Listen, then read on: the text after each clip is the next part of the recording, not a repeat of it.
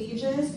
Ang audience po ay mostly OFWs, and we also see the comment sections. Most are really migrant Filipino workers, some are trolls, and some are real people. Mixed po sila, real people and mostly OFWs from all over the world.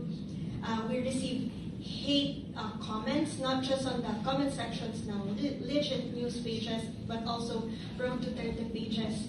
We receive those, and they also go to my messenger, private Facebook. They send me hate messages such as, dapat pinupugutan ng ulo ang mga adik, deserve ng kapatid mo mamatay, kung hindi adik ang kapatid mo, hindi sana siya namatay, and lots of curse words, may it be English or Tagalog o Bisaya, lahat ng alam nilang existent na mura.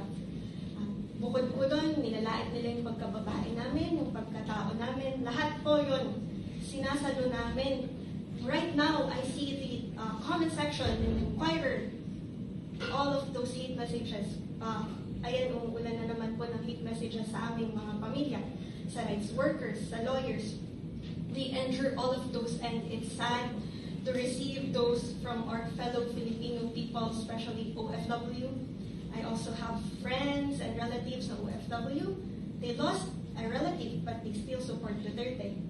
Diba po? And nakakapagtaka, nakakalungkot, but we do not antagonize them. I still love them bilang relative. We still try to explain, yes, they recognize what happened to Ephraim, but then they still believe na fake news po yung iba. Kahit nakasama ko na talaga yung mga nanay. So it's really hard to combat fake news.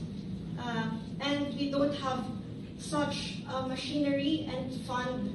Wala po kaming troll farm. Wala rin po kaming 24/7 na taga-comment ng mga rights worker. And even me, I do not really answer na yung mga private messages sa Instagram, sa Facebook.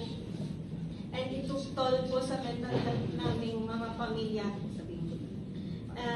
Kaya we call on the local and international community to please keep on, like, we just share the stories ng mga, like, from legit news pages. Kasi sa huli tayo rin po yung magiging responsible sa what we consume. And it's really frustrating because we don't have such funds and machinery to combat such news. We can only to share and tell stories like this,